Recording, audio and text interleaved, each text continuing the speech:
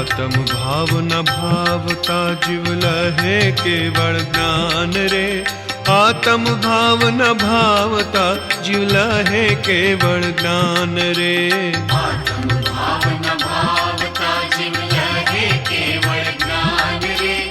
आत्म भाव न भावता जीव लहे केवल ज्ञान रे। आत्म भाव न भावता जीव लहे केवल ज्ञान रे। आत्म भाव न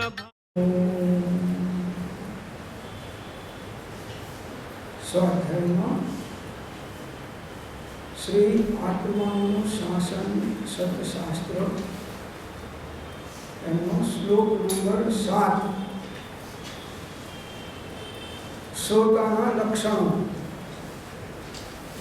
એનો આપણે વિચાર ચાલે છે।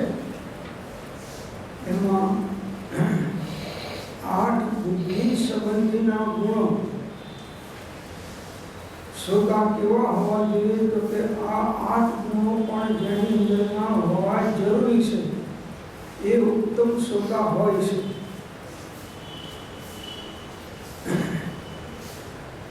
શુશ્રૂષા, શ્રવણ, વિજ્ઞાન, ગ્રહણ, ધારણ, ઊહ, અપોહ અને તત્વાની વિવેશ એ 8 બુદ્ધિ સંબંધી ગુણોથી યુક્ત બુદ્ધિમંત શ્રોતા ધર્મોપદેશ યોગ્ય છે। શ્રોતા પણ કેવો હોય? બુદ્ધિમંત। બુદ્ધિનો મંત નહીં, મંત। બુદ્ધિમંત હોવો જોઈએ તો એ વક્તાના બોધને સમજી શકે। બુદ્ધિ વગરનો જીવ હોય આપણે ખરો પણ એ અંદરમાં સમજ શક્તિ ના હોય તો એને એ શ્રવણ પણ વ્યર્થ જાય છે। આ 8 ગુણો બુદ્ધિ સંબંધીના છે।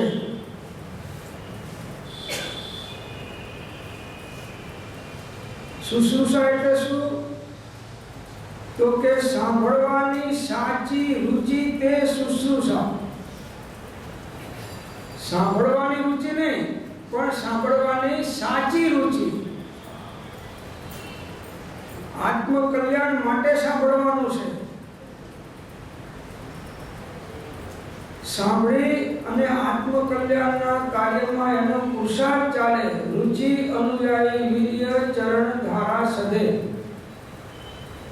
જેની જ્યાં રુચિ હોય છે એનું સમગ્ર વીર્ય શક્તિ ત્યાં આગળ સ્ફુરાયમાન થયા વગર રહેતી નથી।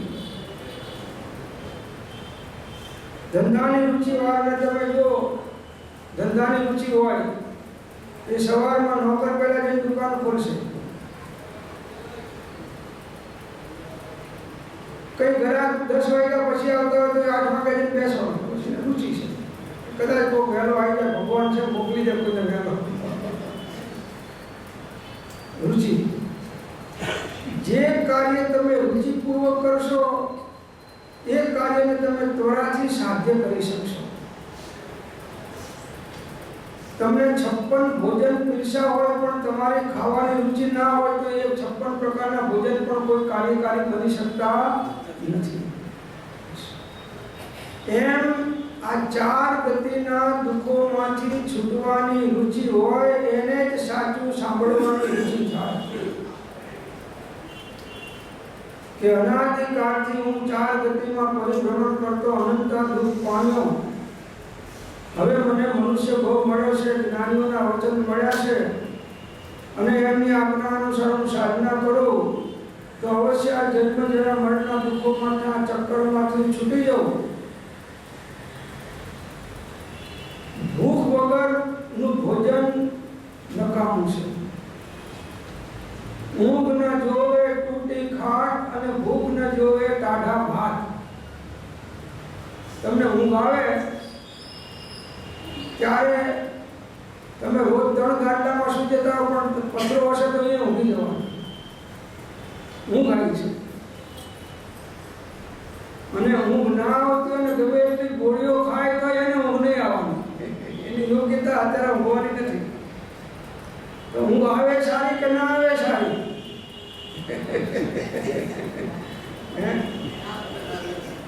ના આવે તો સારી, ને આવે તો સારી, બે સાદવાદ છે.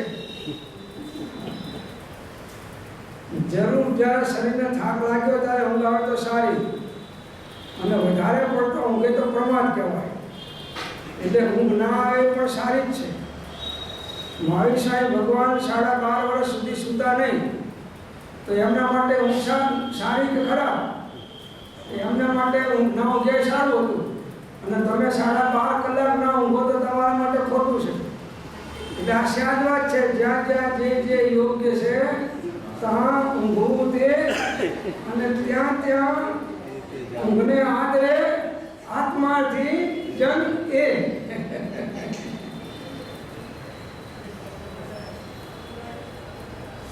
તો પહેલી સાંભળવાની સાચી રુચિ, છૂટવાના લક્ષ્ય. સાચી રુચિ એટલે શું? છૂટવાના લક્ષ્ય સાંભળે, સાંભળવાના ખાતર સાંભળે એ અલગ વસ્તુ છે. રોજ જેમ 3 વાગે ચા પીવે અને વ્યસન છે, એમ સાંભળવાનું વ્યસન છે, ને સાંભળવા જાય કોઈ 9 વાગે સાથે સાંભળવાનું એ નહીં. રુચિપૂર્વક સાંભળો, સાચી રુચિપૂર્વક, નિષ્કામ ભાવથી, અથવા માત્ર આત્મકલ્યાણના લક્ષ્ય સાંભળવાની જિજ્ઞાસા થવી, સાંભળવાના ભાવ થવા.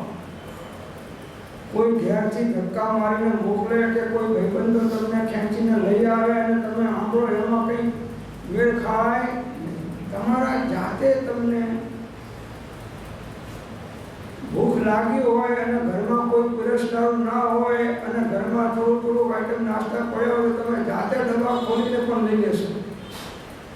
ચાની તરફ લાગી હોય, ચાની હવે ઘરવાળા પીએ ગયા છે, તમને બનાવતા આવડતી નથી, અને ચા ના પીવો તો ઊંઘ આવે નહીં રાતના. એક ભાઈને આવું થયું, રાતે 12 વાગે ચાની તલબ જાગી. ચાના શોખીન, ઘરવાળા છોકરાઓ બધા પીએ ગયેલા, છોકરાઓ નહીં, ઘરવાળા પીએ ગયેલા. એટલે પડખા ઘણા ઘસ્યા પણ ઊંઘ આવે નહીં. એટલે એને એમ થયું કે સારું કંઈક કદાચ પેલું ગરમ પાણી થોડું ચાનું પીએ તો કંઈ મેળ ખાશે, બાકી હવે આનો ઊંઘ આવવાની નથી. ઘણાને ચા પીએ તો ઊંઘ ના આવે, અને ઘણાને ચા પીએ તો ઊંઘ આવે. બે પ્રકારના લોકો હોય છે. પછી એને જોયું કે દૂધ તો થોડું પડેલું છે, કોથળીનું પાણી એ છે, ચા અને ડબ્બો અને ખાંડ તો બધું પડ્યા જ હોય, કે બનાવીને પીવું તો જ મને ઠેકાણું પડશે. એટલે ઊભા થયા 12 વાગે રાતે ચા પીવા. તપેલીમાંથી દૂધ કાઢ્યું, પાણી નાખ્યું, ચાની ભૂકી નાખી, પણ ખાંડનો ડબ્બો જડે નહીં.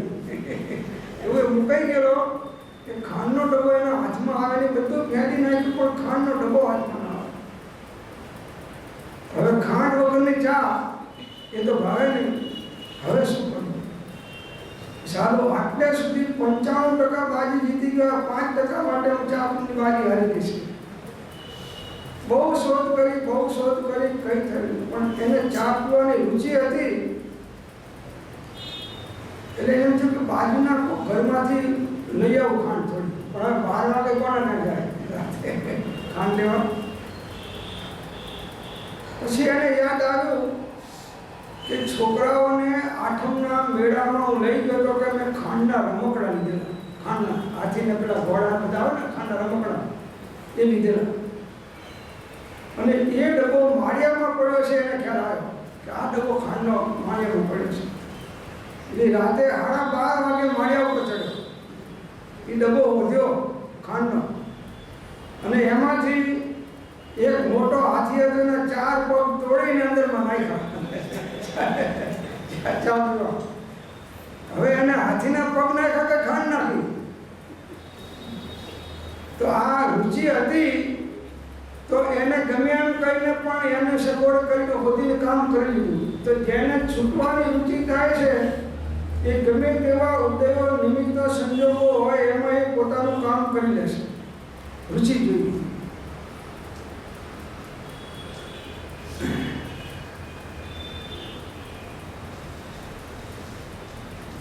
તો સાંભળવાની સાચી રુચિ તે શુશ્રુષા. આ ગુણ આપણામાં આવવો જોઈએ તો જ આપણું કામ થશે. એમને એમ તમે સાંભળવા આવો, કોઈને લઈને આવો કે કોઈના કહેવાથી આવો, ટાઈમ પાસ ના થતો હોય માટે આવો, ચાલો અહીં બધાને મળાશે ને ઓળખાણ વધશે એવું નિમિત્ત લઈને એમ કરીને આવો, અને આ બધાની ઓળખાણ થશે તો મારા દીકરા દીકરીનું ઠેકાણું પડી જશે માટે એ જવા જેવું છે કે 200 માણસો આવતા હોય છે એમાં કોકની જોડે કંઈક મેળ થઈ જાય એ દ્રષ્ટિથી આવે એ નહીં. માત્ર મોક્ષ અભિલાષ એ રુચિથી સાંભળવાની સાચી રુચિ થવી જોઈએ.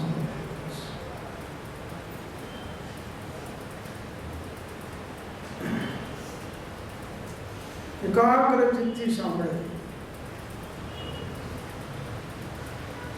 પ્રભુ શ્રી કહેતા કે જ્ઞાની પુરુષનો બોધ કે વાણી તમે 1 કલાક એકાગ્ર ચિત્તથી સાંભળો તો 10,000 વર્ષનું નરકનું આયુષ તોડી નાખો અને 10,000 વર્ષનું ઓછામાં ઓછું સ્વર્ગનું આયુષ બાંધો, વધારે બાંધો, પણ એટલું 1 કલાકની જ્ઞાનીની વાણી એકાગ્ર ચિત્તથી સાંભળવાથી આટલું મહાન પુણ્ય તો તમે એમને માનો છો. આ તો પુણ્યની વાત છે હો. અને જો સાચું તત્વ પકડી લીધું અને પ્રયોગ કરીને ભેદ જ્ઞાન કર્યું તો તમે એ પરંપરાએ મોક્ષનું કારણ જ્ઞાનીની વાણી થાય છે. સકલ જગત હિતકારિણી હારિણી મોહ તારિણી ભવાબ્દી મોક્ષ તારિણી પ્રમાણી છે. ઉપમા આપ્યાની જેને તમારા કવિતે યશ આપવાથી નિજમતી મપાઈ મેં માની છે. અહોરાજ ચંદ્રબાલ ખ્યાલ નથી પામતાએ જીનેશ્વર તણી વાણી જાણી તેને જાણી છે. ગુરુ રાજ તણી વાણી જાણી તેને જાણી છે અને જાણી તેને માણી છે અને માણી તેને વખાણી છે. માણી તેને વખાણી છે.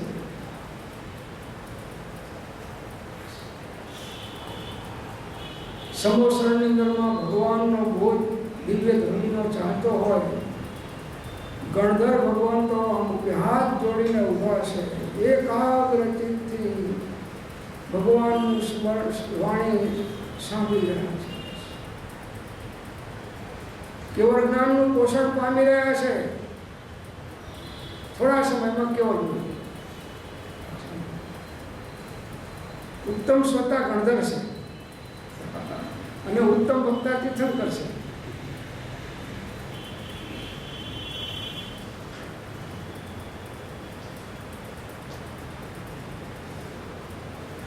પછી એ વાણી સાંભળવી એનું નામ શ્રવણ.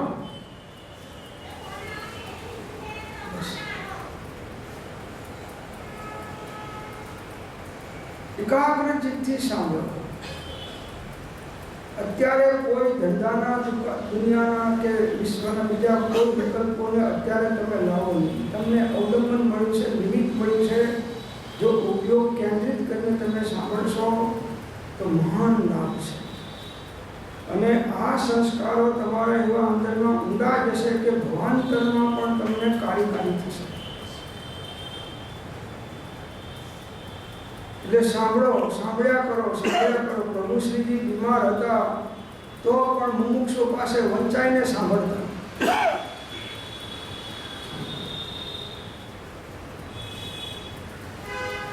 પૂર્વે સાંભળ્યું હોય એનું સ્મરણ સ્મૃતિમાં લાવીને સ્મરણ કરો. વાંચીને સાંભળો, સાંભળીને સાંભળો, વાંચીને સાંભળો.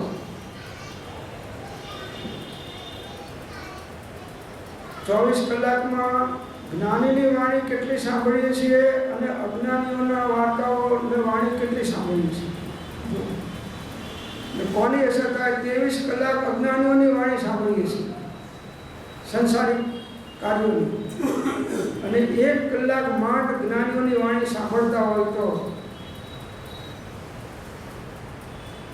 એમાં એનું કંઈ વીર્ય ભપકે નહીં, એની શક્તિ સ્ફુરાયમાન થાય નહીં.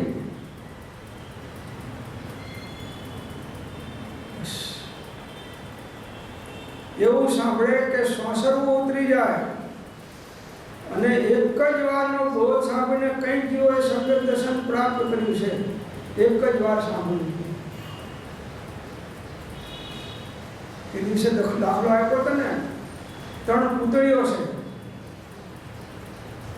એક સરખી છે, કોઈ આટલો ફેર નથી, એક જ બીબામાંથી ઢાળેલી છે. અને બુદ્ધિશાળીઓને બોલાયા કે ભાઈ આ 3 પૃથ્વીમાં શું તફાવત છે શોધી કાઢો. બધાએ ખૂબ ફર્યા પણ કઈ ફેર જડ્યો નહીં કોઈને. પછી અકબરે બિરબલને કહ્યું કે ભાઈ તું શોધી કાઢ, તું હું હોશિયાર છું. તો કે સારું સાહેબ, આપની આજ્ઞા છે તો જરૂર શોધીશ. પછી આમ નિરીક્ષણ કર્યું અને કાનમાં અને નાકમાં થોડા હોલ ભેળા એને સૂક્ષ્મ. એટલે એક પુત્રીના કાનમાં એને તાર નાખ્યો ઝીણો. એ ઝીણો તાર નાખ્યો તો બીજા કાનની અંદરમાં નીકળી ગયો. બીજી પુત્રીની અંદરમાં નાખ્યો તો એક કાનમાં તાર નાખ્યો તો મોઢામાંથી નીકળ્યો, બીજા કાનમાંથી ના નીકળ્યો. અને ત્રીજી પુત્રીના કાનમાં તાર નાખ્યો તો એ કાનમાંથી સીધો પેટની અંદરમાં ઊંડો જતો રહ્યો, બહાર ના નીકળ્યો. રાજાને કહ્યું આટલો તફાવત છે કે 3માં, બાકી બધું બરાબર છે. એવી રીતે કહે છે કે શ્રોતા 3 પ્રકારના છે. આ શ્રોતા પણ, એક શ્રોતા કેવા છે, સાંભળે છે ખરા પણ પછી બીજા કાનેથી અહીંથી હોલની બહાર જતા જતા તો કાઢીને જતા રહેશે, નકામ બહાર રાખો.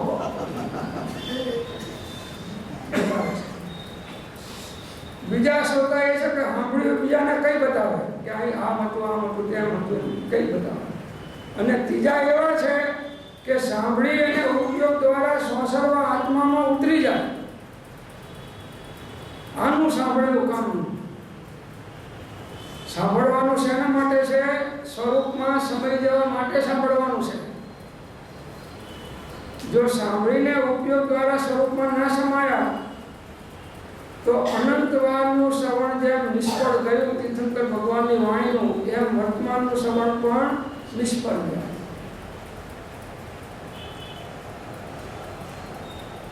હવે આગળ કહે છે કે સાંભળેલા ભાવો હૃદયમાં ગ્રહણ થવા તે ગ્રહણ. આ 8 ગુણ શ્રાવકના, શ્રોતાના 8 ગુણ બતાવે છે કે જે બોધ એને સાંભળ્યો હવે એને હૃદયની અંદરમાં ગ્રહણ થાય. ભવાંતરમાં પણ એ બોધને ભૂલી ના જાય અને બોધને ગ્રહણ કરી અને એને અનુરૂપ ગુણો પ્રગટાવે, એનું નામ ગ્રહણ કહેવાય.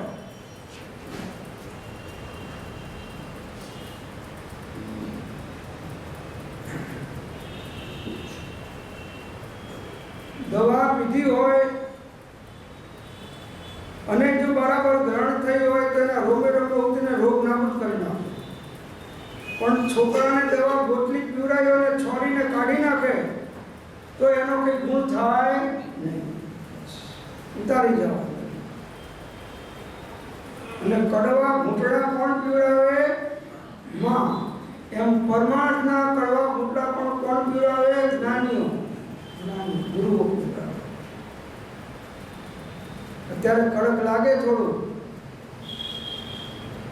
પણ છતાં આત્માનું હિતકારી છે.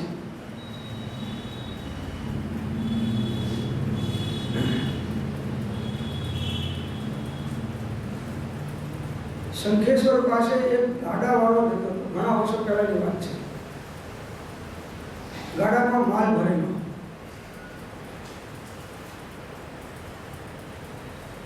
અને રસ્તાની અંદરમાં 2 ડાકુઓ એને ફળી ગયા. પેલા ગાડું ઊભું રખાયું અને એને ખાલી એમ પૂછ્યું કે પેલી ભાંજ છે, ભાંજ પેલી તમાકુ હોપીમાં નાખી ભાંજ છે. પેલો સમજી ગયો ગાડાવાળો કે આ આશય આમનો આશય દૂધવાનો. પણ પેલો બળવાન જીવ હતો, ગાડો ચલાવનારો બળવાન હતો, 2-4 જણાને પહોંચી શકેલો. એટલે પેલો સમજી ગયો કે આ લુગડો આવ્યા છે ને ભાંજનું પૂછે છે. એટલે પેલા ગાડાવાળાએ કીધું કે ભાંજ કડક જોઈએ છે કે મીઠી જોઈએ છે? કડક હોય તો ધોકો આપું અને મીઠી જોતી હોય તો નીકળી જાય. એમ જ્ઞાનીની ભાંજ પણ આપણને કડક મીઠી છે. શરૂઆતમાં કડક લાગે પણ હકીકતમાં અમૃત છે. તો જે જ્ઞાનીઓનો બોધ સાંભળ્યો હોય એ ભાવો હૃદયમાં ગ્રહણ થવા તે ગ્રહણ, પછી તે બોધ વિસ્મરણ ન થવો તે ધારણા, ધ્યાન ધારણા. ભવાંતરમાં પણ એ બોધના સંસ્કારો લઈને જાય એનું નામ દ્રઢ ધારણા. જ્ઞાન તેને કહીએ કે જે હર્ષને શોકના પ્રસંગે હાજર થાય એનું કારણ આ ધારણા છે. જેની ધારણા દ્રઢ થઈ છે એ જ્યારે જ્યારે આવા પ્રસંગો કે નિમિત્તો આવે ત્યારે એને પાપથી કે એવા કંઈ દોષોથી બચાવે. જો એને ધારણા દ્રઢ કરી હોય તેનું રક્ષણ થાય. અને એ ધારણા પછી ધ્યાનમાં પ્રવેશ પામી અને આત્માનો સાક્ષાત્કાર કરાય. ધારણા પછી ધ્યાન અને પછી સમાધિ.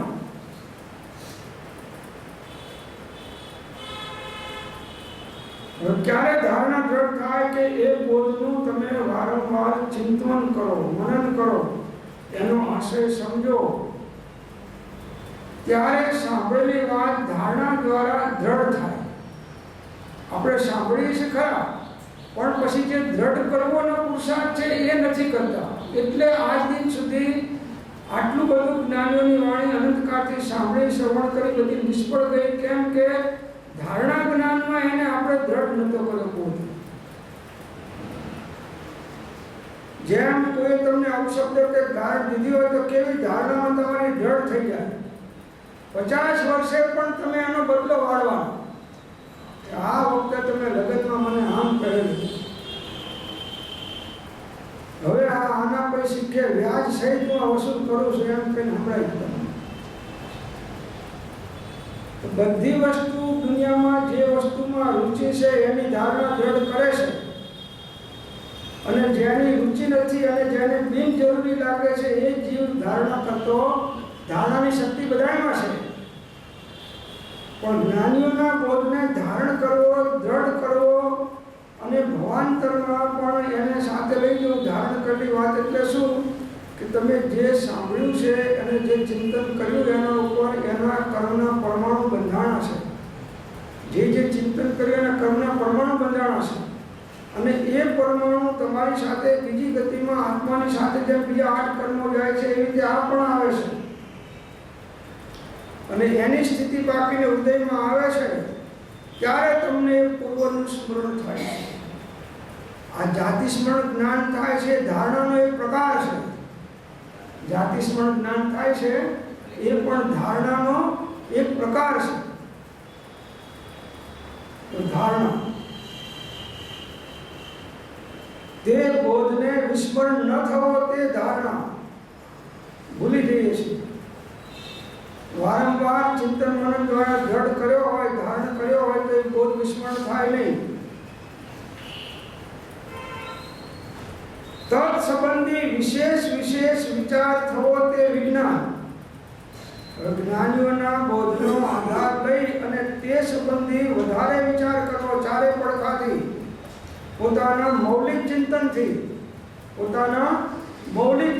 જ્ઞાનીઓનો બોધ નિમિત્ત અવલંબન અને સાથે પોતાનું મૌલિક ચિંતન, વિશેષ વિચાર કરવો ચારે પડખાઓથી. આ મકાનમાં તમારે આવું છે તો તમે એક રસ્તે આવ્યા, રોજ આવો છો, પણ કોઈ વખતે બીજી સાઈડના પૂર્વ દિશામાંથી આવ્યા તો તમારે આ મકાન શોધવું અઘરું થશે. અને ચારે બાજુથી વારંવાર આવ્યા છો તો તમે ગમે દિવસેમાંથી આવશો તો આ મકાનમાં ઘૂસી જશો. એમ વિશેષ વિશેષ સર્વ પડખાઓથી જ્ઞાનીઓના બોધનો વિચાર કરવામાં આવે એનું નામ વિજ્ઞાન એટલે વિશેષ જ્ઞાન. વિજ્ઞાન એટલે વિશેષ જ્ઞાન, વિશેષપણે જાણો.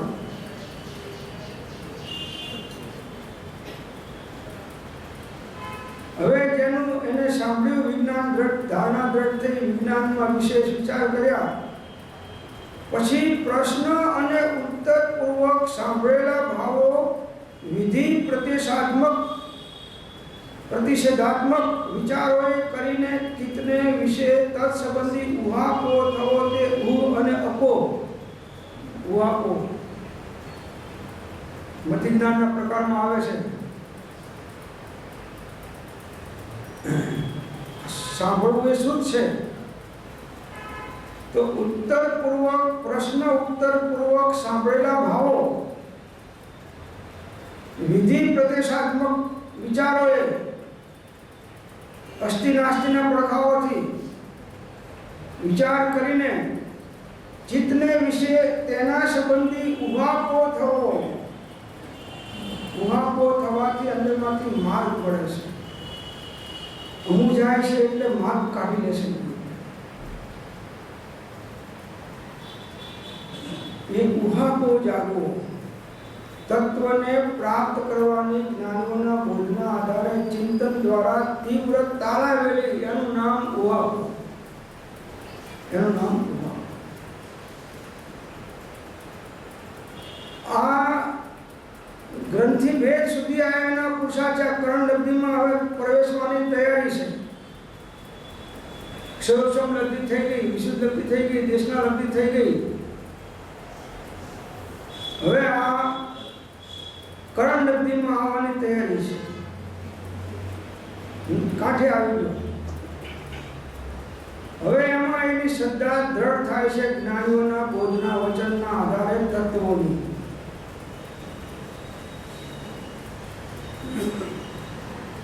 અને પછી તત્વ શ્રદ્ધારૂપ પોતાનો શુદ્ધ વાસ્તવ્ય અભિપ્રાય થવો તે તત્વાભિનિવેશ. ઉહાપો થયા પછી હવે એને તત્વની દ્રઢ શ્રદ્ધા થાય છે કે તત્વ શ્રદ્ધાનમ સમ્યક દર્શનમ. તત્વની શ્રદ્ધા થાય છે. તત્વ શ્રદ્ધારૂપ પોતાને શુદ્ધ વાસ્તવ્ય અભિપ્રાય થવો. શુદ્ધ અને વાસ્તવિક એને અનુરૂપ એને યોગ્ય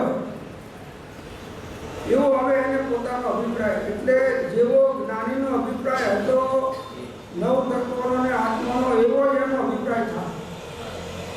જે જડ ચેતન ભાવો અવલોક્યા છે મુનિદ્ર સર્વગણે તે હવિ અંતર આસ્થા પ્રગટે કયું છે દર્શન તત્વજ્ઞે.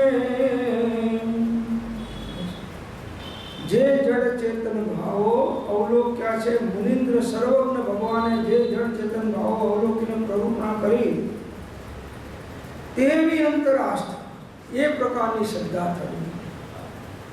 ત્યારે પ્રગટે કહ્યું છે દર્શન તત્વજ્ઞે. ત્યારે એને સમ્યક દર્શન પ્રગટ થાય છે. દેવગુરુ ધર્મના બોધની શ્રદ્ધા થવી એ વ્યવહાર સમ્યક દર્શન છે. અને એ શ્રદ્ધાના બળે સ્વરૂપ અનુસંધાન કરી અને સાત પ્રકૃતિનો ઉપશમ ક્ષયોપશમ કે ક્ષય થવો એ નિશ્ચય સમ્યક દર્શન છે. બંનેનો પહેલું સંકેત બીજા સંકેતનું કારણ છે, બીજું સંકેત ત્રીજા સંકેતનું કારણ છે. ત્રણેય સંકેત જ્ઞાનીઓએ માન્ય કર્યા છે. એ સત્કાર કરવા યોગ્ય છે, ભક્તિ કરવા યોગ્ય છે અને આરાધવા યોગ્ય છે. ત્રણેય સંકેત. અને ત્રણેય સંકેતમાંથી ગમે તે સંકેત આવે તો જીવ 15 ભાવમાં મોક્ષે જાય. વધારે વધારે એટલે વ્યવહાર સંકેતનું પણ એટલું જોર છે કે જો તમે વ્યવહાર સંકેતે ભમો નહીં, આપ તો પુરુષના વચનની શ્રદ્ધા, આજ્ઞાની અપૂર્વ રુચિ અને એમની પરમ ભક્તિ, આ ત્રણ પડખું તમારું જો મજબૂત કરો, ભલે અનુભૂતિ નથી પણ આનું મૂક્યું છે કે તીર્થંકરના નિર્ગ્રંથનીઓ 771 769 ને 771 બે પત્ર છે. એમાં વાત એમને સરસ મૂકી છે.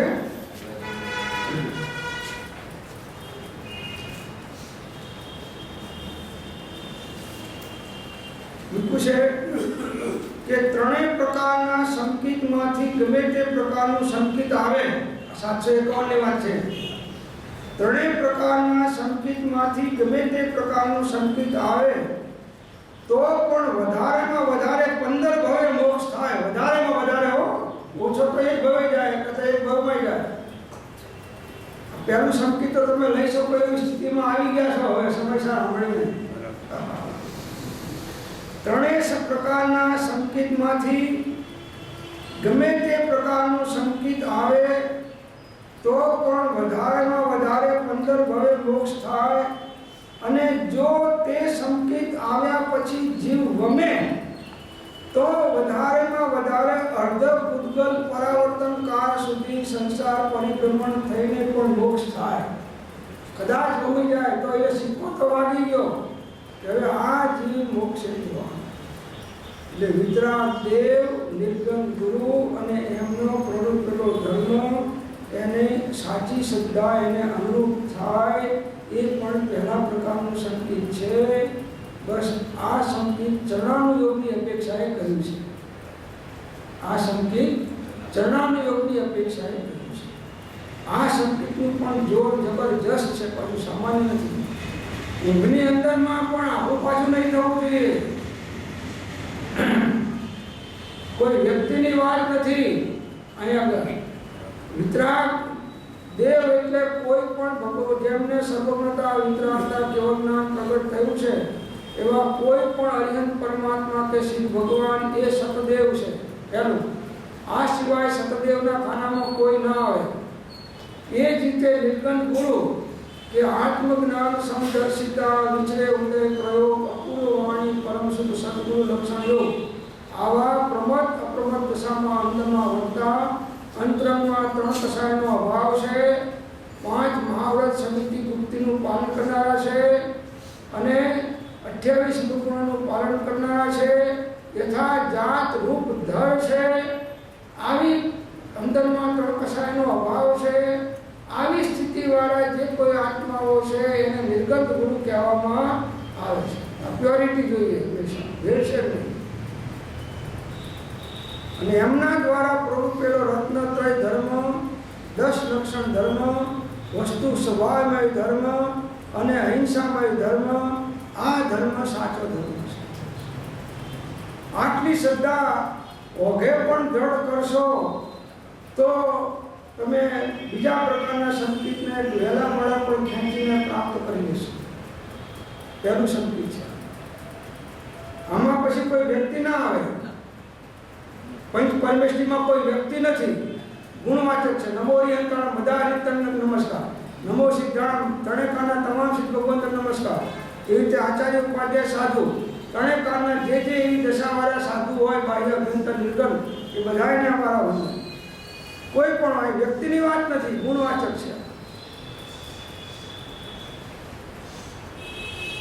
આગળમાં કહે કે તીર્થંકરના નિર્ગંથનીઓ અને શાવક અને શાવિકાઓ સર્વને જીવ અજીવનું જ્ઞાન હતું તેથી સંકિત કહ્યું છે એમ કંઈ નથી. બધાને કંઈ જ્ઞાન હતું સંકિત એમ નથી. તેમાંના ઘણા જીવોને માત્ર સાચા અંતરંગ ભાવથી તીર્થંકરની અને તેમના ઉપદેશેલા માર્ગની પ્રતીતિથી પણ સંકિત કહ્યું છે. તીર્થંકરની પ્રતીતિ અને એમને જે માર્ગ પ્રવૃત્તિઓ એની પ્રતીતિ આ પહેલા પ્રકારનું સંકિત કહ્યું છે. આ પણ 15 બહુમાં કામ કાઢી નાખે તમારું. આટલું તો તમે અહીં કરી શકો એમ છો હાલ. બીજો મન મંદિર આમ નહીં એ પૂર્વટ રીત જ છે.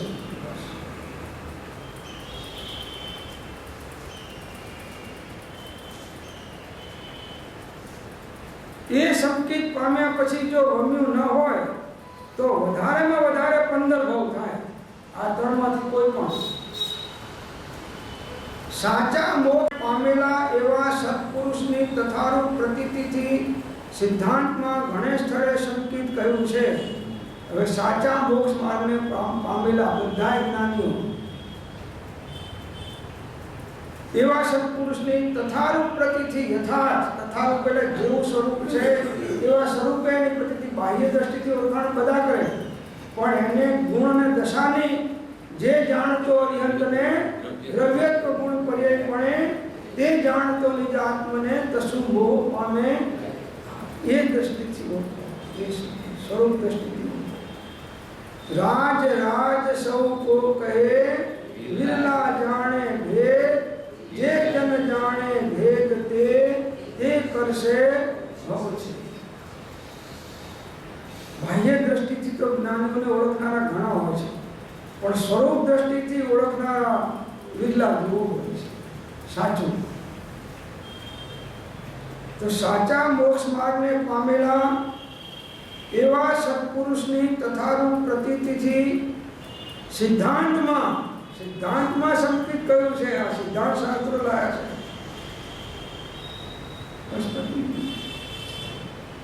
એટલે આવા વિતરાગ પરમાત્માને મૂકી અન્ય દેવ દેવીઓની સાધના કરે છે એ ક્યારેય સંકેતના અધિકારી થતા નથી.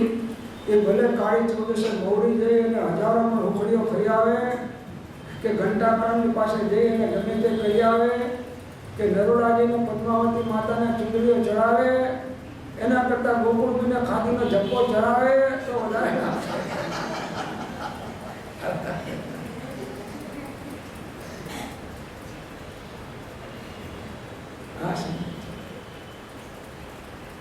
आनंद के कंद जाको पूजत सुरिंद वृंद, आनंद के कंद जाको पूजत सुरिंद वृंद, ऐसो जीन राज छोड़ और को ना ध्याइए, ऐसो जीन राज छोड़ और को ना ध्याइए, उठत प्रमत नाम जिन जी को ध्याइए, नाभि जी के नंद के चरण चित्त लाइए. આવો વિતરાગ દેવ અને નિર્ગંઠ ગુરુ. કયા? નિર્ગંઠ એટલે કાયાની વિસારી માયા સ્વરૂપે સમાયા એવા નિર્ગંઠનો પંથ ભવ અંતનો ઉપાય છે, જળને ચૈતન્ય દ્રવ્યનો સ્વભાવ. આવા નિર્ગંઠ ગુરુ રત્નત્રયધારી બાહ્ય અભ્યંતર નિર્ગંઠ મુનિ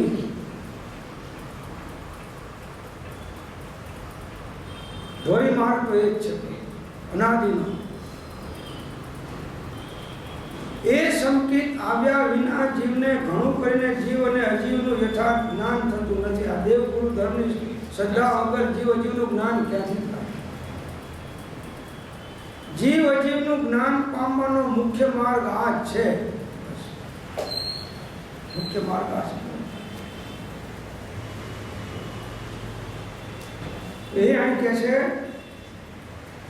આવો તત્વાભિનિવેશ, તત્વ શ્રદ્ધા, નવ તત્વની શ્રદ્ધા, ભેદ ઉપાદેયના પડખાથી અને નિશ્ચય વ્યવહારના પડખાથી એ તત્વ શ્રદ્ધા થાય ત્યારે તત્વ શ્રદ્ધાનમ સમ્યક દર્શનમ. એને અનુરૂપ પોતાનો શુદ્ધ વાસ્તવિક અભિપ્રાય થવો. જેવો અભિપ્રાય તીર્થંકર ભગવાનનો અને રત્નત્રયધારી પુરુષોનો છે એવો અભિપ્રાય, તેવી અંતર આસ્થા પ્રગટે કહ્યું છે દર્શન તત્વને. આનું નામ તત્વાભિનિવેશ. એ પ્રમાણે બુદ્ધિ સંબંધી શોભનિક ગુણો વિના શ્રોતાપણું બને નહીં. બહુ આખી શબ્દ છે.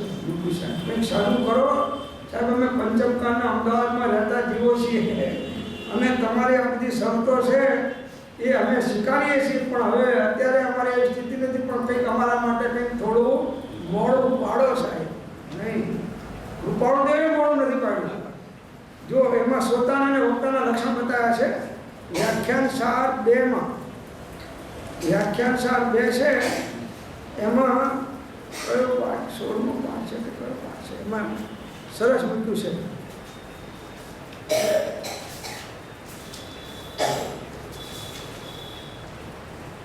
હા જો 16મો પાઠ જ છે વ્યાખ્યાન સાર 2 એમાં મૂક્યું છે પાના નંબર 777. જ્યાં સુધી મૃષા અને પરસ્ત્રીનો ત્યાગ કરવામાં આવે નહીં ત્યાં સુધી સર્વ ક્રિયા નિષ્ફળ છે. ત્યાં સુધી આત્મામાં છળ કપટ હોવાથી ધર્મ પરિણમતો નથી. 2 વસ્તુ ઉપર આ શ્રાવકના અણુવ્રતો ઉપરનું એમનો બોધ ચાલતો હતો, અને બીજો અણુવ્રતનું અસત્ય અણુવ્રત, એના સંદર્ભમાં એમને આ બોધ આપ્યો છે કે જ્યાં સુધી મૃષા એટલે જૂઠું બોલવું. હવે આપણે તો ડગલે ને પગલે બોલીએ છીએ, પ્રયોજનભૂત હોય કે બિન પ્રયોજનભૂત હોય, કે લાભ થતો હોય કે ના થતો હોય, પણ જૂઠું બોલવાની આપણને આદત પડી ગઈ છે. એ કાઢવાની છે, અને કાઢ્યા વગર આત્મકલ્યાણ થાય એમ માનવું એ અજ્ઞાન છે. દોષ હોય ત્યાં સુધી ગુણ આવી શકે નહીં, દોષ જાય પછી ગુણ આવે. અને પર સ્ત્રીનો ત્યાગ, આ 2 મુખ્ય, એ કરવામાં આવે નહીં ત્યાં સુધી સર્વ ક્રિયા નિષ્ફળ છે. બધી તમારી ધર્મની ક્રિયા મોક્ષ માર્ગમાં, પુણ્ય બાંધો તમે સામાન્ય, પણ મોક્ષ માર્ગમાં ડગલું આગળ વધી શકો નહીં. ત્યાં સુધી આત્મામાં છળ કપટ હોવાથી ધર્મ પરિણમતો નથી. ધર્મ પામવાની આ પ્રથમ ભૂમિકા છે. પ્રથમ ભૂમિકા આ છે ધર્મ પામવાની. પછી મૂક્યું કે જ્યાં સુધી મૃષા ત્યાગ અને પરસ્ત્રી ત્યાગ એ ગુણો ન હોય ત્યાં સુધી વક્તા તથા શ્રોતા હોઈ શકે નહીં. હવે વક્તાય ના હોય અને શ્રોતાય ના હોય, આ લક્ષણો વાળો. આમને કંઈ ઢીલું નથી મૂક્યું, જે આમ છે એમ જ કીધું છે. આપણે એમ કે આચાર્ય ભગવાન બહુ કડક કહે છે, કડક નથી, એનાથી આ કડક છે. વિચારવા જેવું છે પ્રભુ. દ્રવ્ય ને ભાવથી પર, હા, દ્રવ્યથી ને ભાવથી મૂક્યું છે ને, દ્રવ્યથી ને ભાવથી. સત્યથી મનુષ્યનો આત્મા સ્ફટિક જેવો જણાય છે. 2 વસ્તુનો ત્યાગ, આ 2 ઉપલક્ષણથી છે, બાકી 5 અણુવ્રતો આવી જાય છે. આ તો સત્ય અણુવ્રતના પેલામાં મૂક્યું છે. એટલે આવો જીવ વક્તા કે શ્રોતા હોય, જેનામાં આ લક્ષણ ના હોય, શ્રોતાય નથી. વક્તાની વાત તો બહુ છેટી છે, શ્રોતાય નથી. હવે આપણે જૂઠું બોલવાનું કેટલું મોટું કહેતું છે ને કાઢવું કેટલું અઘરું છે જોઈ લો. અને જૂઠું બોલીએ છીએ ત્યાં સુધી માયા કપટ છે, ને માયા કપટ છે ત્યાં સુધી કાર્યનું સિદ્ધિ થઈ શકે. વાતે જૂઠું. પછી તમે હજારો શાસ્ત્ર વાંચી ગયા હોય, સાંભળી ગયા હોય, બહારમાં ચારિત્ર પાડતા હોય, ને ગમે એટલી સામાયિકોને ક્રિયાઓની ભક્તિઓ કરતા હોય, શું કામનું?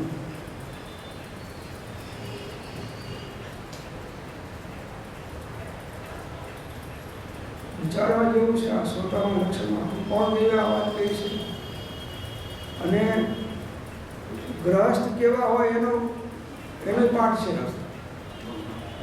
મોક્ષમાળામાં છે, એમાં બધા ઘણા ગુણો બધા બતાવ્યા છે. અત્યારે આપણે નથી બધા શ્રોતાનું જોવું છે, એટલે એનો એટલું જ રાખીએ છીએ. તો આ મૃષા જૂઠું બોલવાનું આપણે છોડવું તો પડશે. અને એમાં આત્માનું હિત છે, અહિત નથી. તમને એમ કોઈ બોલતા થાય છે કે જૂઠું બોલું છું, હું ફાવી જાઉં છું, ને જીતી જાઉં છું, ને કમાઈ લઉં છું, બધું કરું છું, પણ નહીં. રૂપાળુજીનો એક શબ્દ છે, બહુ લખી રાખવા જેવો છે, યાદ કરવા જેવો છે, વારંવાર સ્મૃતિમાં લાવવા જેવો છે કે દુર્જનતા કરીને ફાવવું એ જ હારવું એમ માનવું. શું લખ્યું છે? કે દુર્જનતા કરીને ફાવવું એ જ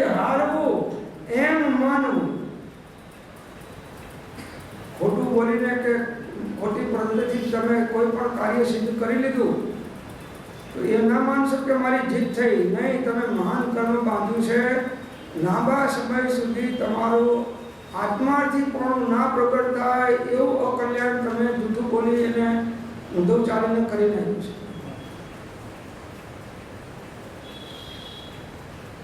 આ કુટેવ છોડ્યા વગર છૂટકો નહીં થાય.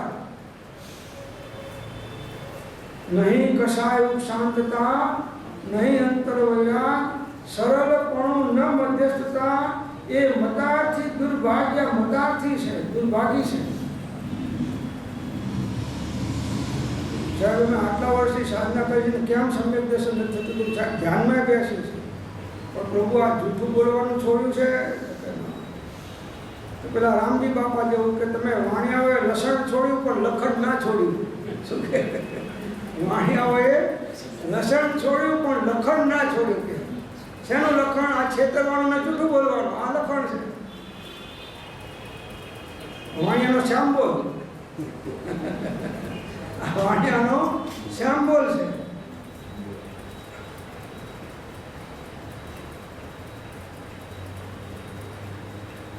વીણીને જ્ઞાનીઓએ આપણને આ શ્રોતાના લક્ષણ કહ્યા છે. આત્મજ્ઞાનીના નહીં પાછા, એમના મન છતાં આત્મજ્ઞાનીના લક્ષણ કહ્યા છે. આ કોના લક્ષણ છે? આપણે શ્રોતાઓ છીએ, સાંભળવા આવીએ છીએ અને આંટી ઘૂંટીઓ રાખીએ, છળ કપટ કરીએ, જૂઠું બોલીએ, વિશ્વાસઘાત કરીએ, પ્રપંચો કરીએ, બીજા જીવોના અહિત થાય એવા પ્રકારના ભાવો કરીએ અને પછી આપણે માનીએ કે આપણું કલ્યાણ થઈ જાય. નહીં, કોઈની નિંદા નહીં, ઈર્ષા નહીં, દ્વેષ નહીં, કોઈ પ્રત્યે નહીં. ગમે તેવા જીવો છે, જ્ઞાનીઓ બધાને આત્મા તરીકે જુએ છે. જ્ઞાનીઓ દરેકને આત્મા તરીકે જુએ છે. અને જેના કંઈ દોષ હશે એને નડતર થવાના છે, તમને નડતા થવાના નથી. તમે એના દોષ જોશો તો તમને નડતર થશે. બરાબર છે? આપણને નડતર ક્યારે થાય છે? કે જ્યારે બીજાના દોષો જોઈ અને એ બીજાને આપણે કહીએ છીએ કે વારંવાર એનું સ્મરણ કરીએ છીએ, ત્યારે આ એક સાયકોલોજીકલ નિયમ છે કે તમે દોષોનું ચિંતન કરશો તો એ દોષો તમારામાં દાખલ થઈ જશે. તો હવે જૂઠું બોલવાનું ત્યાગો, જૂઠું કરવાનું ત્યાગો, જૂઠું આચરવાનું ત્યાગો, તમારી ભૂમિકાને અનુરૂપ. નાની નાની બાબતોમાં જૂઠું બોલવાની ટેવો પડી ગઈ છે. એ મોક્ષ માર્ગમાં મહાન બાધકકારક છે. ના બોલવું હોય તો ના બોલો, મૌન રહો તો ઉત્તમ છે. ઓછું બોલો, બોલવા જેટલું હોય એટલું બોલો, કઈ વાંધો નહીં, પણ બોલો એ યથા સાચું બોલો. ખોટું બોલવાથી કામ થઈ જાય છે અને સાચું બોલવાથી કામ બગડી જાય છે. આ માન્યતા મિથ્યાત્મી અજ્ઞાની જીવોની છે, જ્ઞાનીઓની નથી. થવાનું હોય એમ જ થાય છે. જે દ્રવ્યનું પરિણમન જે સમયે જેને જે પ્રકારે થવાનું છે એ પ્રકારે જ થાય છે. તમે ઈચ્છો તો એ પ્રમાણે થવાનું ને ના ઈચ્છો તો પણ એ જ પ્રમાણે થવાનું છે. માટે જૂઠું બોલી કે જૂઠું આચરણ કરી કે ઊંધા જ્ઞાનીઓની આજ્ઞાથી ઉપરવટ થઈને ચાલવાથી તમે તમારા આત્માને નુકસાન કરો છો, મહાન નુકસાન કરો છો. અનાદિકાળથી જ્ઞાનીઓને માન્યા છે પણ જ્ઞાનીઓની આજ્ઞા ઉપર પગ મૂકીને દોડ્યા છે. અનાદિકાળથી જ્ઞાનીઓને તો માન્યા છે પણ જ્ઞાનીઓની આજ્ઞા ઉપર પગ મૂકીને ચાલ્યા નથી પણ દોડ્યા છે. હવે એ જો તમને તમારા આત્માની દયા આવતી હોય તો બંધ કરો. બધાની દયા ખાવશો, તમે તમારા આત્માની દયા નથી ખાતા. ભવે ખેદ અંતર દયા તે કહીએ જિજ્ઞાસ. અંદર દયા, આત્માની દયા ખાઓ. તમારા આત્માએ તમારો શું ગુનો કરે છે તેના ઉપર તમે આવી રીતે જુલમ કરો છો, દયા નથી ખાતા. શું તમારા આત્માએ તમારો ગુનો કર્યો છે?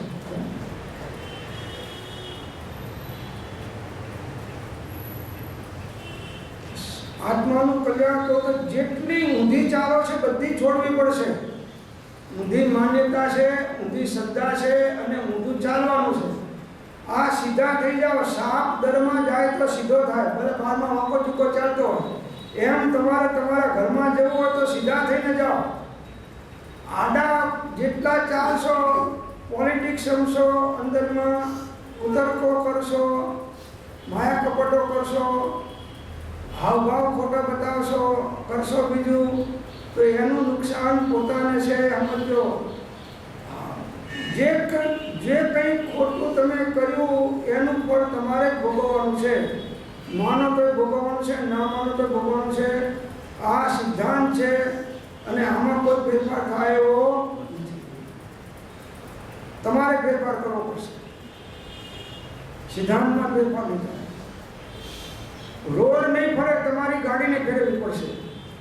જે ગામ જવું છે એ ગામનો રોડ નહીં ફરે, પણ એ ગામમાં જવું હોય તો એ તમારી ગાડીને એ બાજુ ફેરવવી પડશે. એટલે તમારા ઉપયોગને એ બાજુ ફેરવવો પડશે.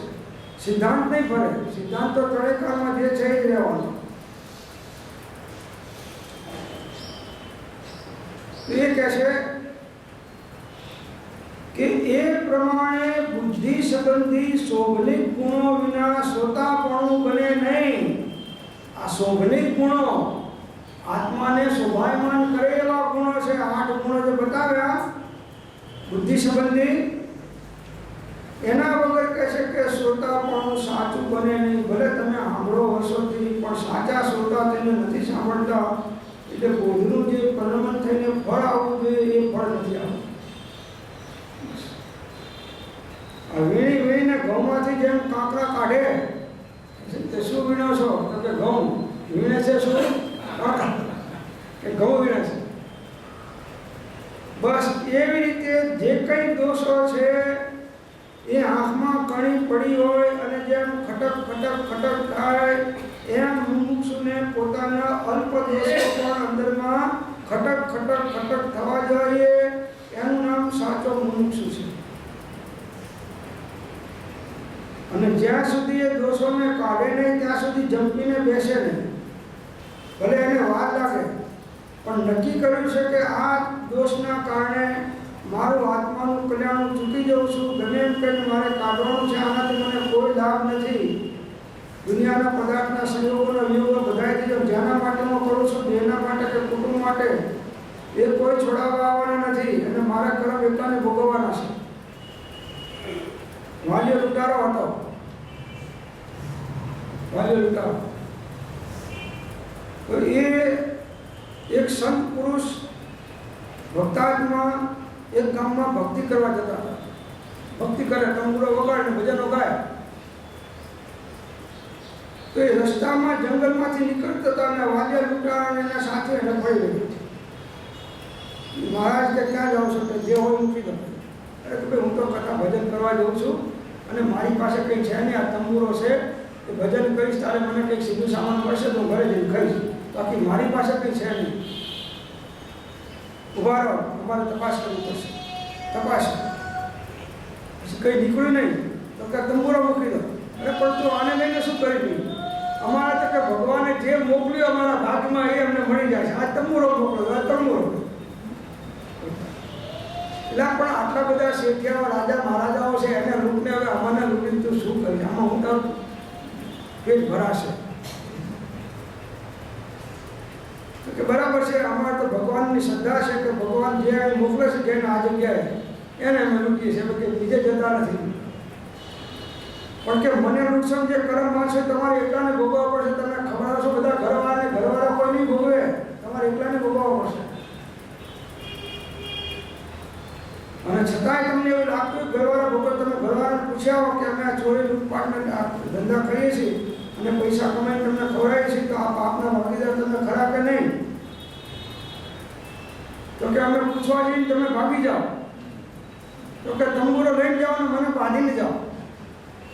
તો એને ઝાડ સાથે બાંધ્યા આપણા સંતને, ભક્તને, અને પછી તંબુરો લઈને ઘરે પૂછવા ગયા. તો એ વાંજા લૂંટારાના ઘરવાળાએ કીધું કે ભાઈ તું મહેનત કરીને ખવડાય કે ચોરીને કરીને ખવડાય એ તારે જોવાનું. અમે તારા પાપના કોઈ ભાગીદાર નથી, કિંચિત માત્ર, એક ટકોય નહીં. એ તમારું કરેલું તમારે ભોગવવાનું. એ ઘરવાળાનો બોજ મળ્યો અને પેલા ભક્તનો બોજ મળ્યો એટલે આને ચોંટી ગયું. આ શ્રોતા સાચો છે એની વાત છે. આ સાચો શ્રોતા છે. તરત ત્યાં આવ્યો અને સંતના પગે પડ્યો, ભક્તના, કે પ્રભુ તમે પહોંચે વાત સારી છે. આજ મને ખબર પડી કે આ ઘરવાળા કોઈ મારે નથી, કોઈ પાપ લેવા તૈયાર નથી, બધા માલ ખાવા તૈયાર છે.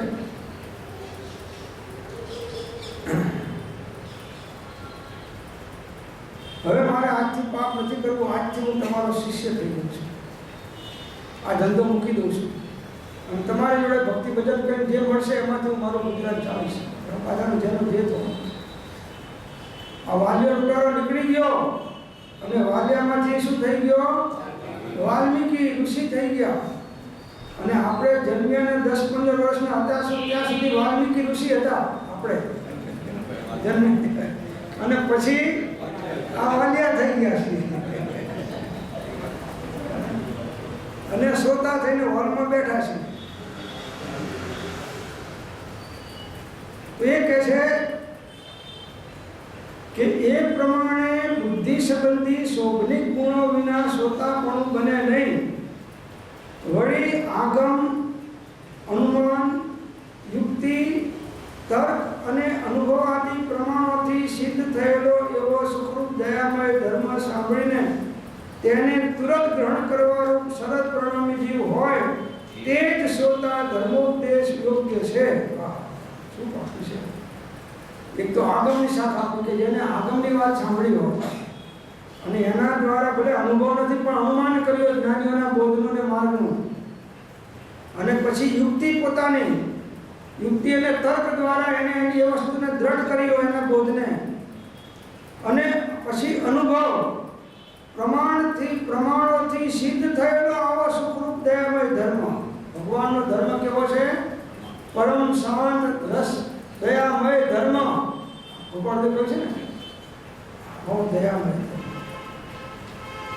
પુષ્પ પાકડી જ્યાં દુભાય, જીનવરની ત્યાં નહીં આજ્ઞાય, સર્વ જીવોનું ઈચ્છો સુખ એ મહાવીરની શિક્ષા. આવો દયામય ધર્મ. સ્વદયા અને પરદયા, બધી 8 પ્રકારની દયાઓનું વર્ણન કર્યું છે, જોઈ જવાનું. તો આવો સુખરૂપ દયામય ધર્મ સાંભળીને તેને તરત ગ્રહણ કરવાનું શરત પાણી જીવ હોય. કાલ નહીં, આજ નહીં, અત્યારે તરત, કે આજથી મારે આ મારું જૂઠું બંધ, હું ચોરીઓ કરું છું બંધ, જેનાથી આત્માને નુકસાન થાય છે એવા ભાવો કે કાર્યો આજથી બંધ. આ શ્રોતાનું લક્ષણ છે. નહીં તો સાંભળ્યા કરે અને એ હાજી કર્યા કરે અને ઠેરનો ઠેર ઘાંચીનો બળદ એટલે એને માથે ડાબલા બાંધે. એ આખો દિવસ ફરે, પછી જોવે તો હું તો આખો દિવસ ફર્યો પણ ત્યાંનો ત્યાં જ છું. મથુરાના ચોબાની જેમ ચોબા શિવરાત્રિમાં ભાંગ પી અને નદીની અંદરમાં નાવમાં બેસીને ફરવા નીકળે અને પહેલો એટલે હલે સાહેબ પોતે જ મારે. તો હાજના ભાગ પી ગયા અને નશામાં બધા બેઠા અને ખૂબ હલેસા મારીને આખી રાત હલેસા માર્યા. પરોઢિયું થયું એટલે એક ચોબાએ બીજાને પૂછ્યું કે દેખો તો ખરા કોણ સા સ્ટેશન આવ્યા, કોણ સા ગાँव આવ્યા, તો દેખો. तो હવે તો નશો ઉતરી ગયો તો પેલા ઠંડે તો કે अपने तो जहाँ से निकले थे वहाँ ही है. શું થયું કે તો કે દોરી નહીં છૂટી है, નાવની દોરી બાંધેલી એ એને છોડી અને બસ. એટલે આ જે છે આપણે દોરી બાંધેલી છોડતા નથી અને હલેશા માર્યા કરીએ અને કહીએ છીએ કે કેમ મારું કલ્યાણ થતું નથી. एरण की चोरी करे और दिए सोई का दान, ऊपर चढ़कर देखता कि क्यों ना आया विमान. એટલે ભાઈ તારા ચોરીમાં ચોરો માટે વિમાન થોડા આવે? કરોડોની ચોરી કરીને લાખ રૂપિયાની તકતીનું દાન આપે, એ શું દાન છે?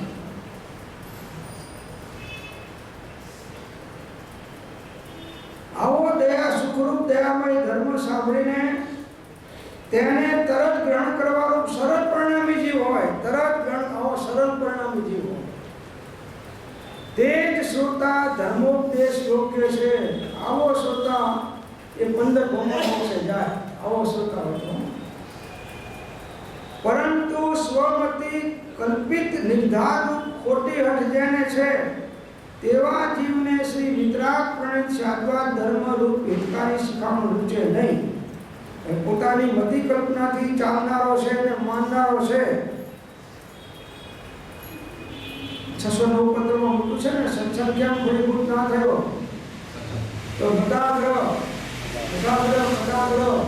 પછી ઇન્દ્રિય વિષયની લોલુપતા, સ્વચ્છંદ અને પ્રમાદ, આ દોષો જેનામાં હોય એ જીવ આત્મકલ્યાણ સાધી શકતો નથી. તો એવા જીવને વિતરાગ પ્રણિત સાધવા ધર્મરૂપ હિતકારી શિખામણ રૂચે નહીં. ઉપર કહેલા ગુણવાન શ્રોતાને, ઉપર બતાવે છે કે ગુણવાન શ્રોતાને શ્રી સર્વજ્ઞ પ્રણિત, જો કયો ધર્મ પાછો? સર્વજ્ઞ દ્વારા પ્રવર્તેલો ધર્મ, સર્વજ્ઞનો ધર્મ સુસર્ણ જાણી આરાધ્ય પ્રભાવાણી અનાથ એકાંત સનાત થાશે, એના વિના ન કોઈ કાર્ય સાશે. સર્વજ્ઞ પ્રણિત સાચા સુખનો માર્ગ કાર્યકારી થાય. આવા શ્રોતાને સાચા હોય ને, અર્થાત ટૂંકામાં સત સુખનો અભિલાષી. જો ટૂંકામાં કહેશે સાચા આત્માના અતિન્દ્રિય આનંદને પ્રાપ્ત કરવાનો અભિલાષી, હળુકર્મી આત્મા, જો હળુકર્મી હોય એ શ્રી સદગુરુ ઉપદેશની ધર્મ ઉપાર્જન રૂપ સાચા સુખના માર્ગને વિશે પ્રવર્તે. આને જેને સદગુરુનો ઉપદેશ થયો હોય અને એ સાચો ધર્મને ઉપાર્જન કરી અને સાચા સુખને પ્રાપ્ત કરે. સદગુરુના ઉપદેશથી આવ્યું અપૂર્વમાં, નિજ પદ નિજ માહી રહ્યું, દૂર થયું અજ્ઞાન. ભાસ્યું નિરલોકતે શુદ્ધ ચેતનારું, અજર અમર વિનાશીને દેહાતીત સ્વરૂપ. તો આ પ્રમાણે આ શ્રોતાના લક્ષણ એવા થાય છે. આગળનો શ્લોક અન્ય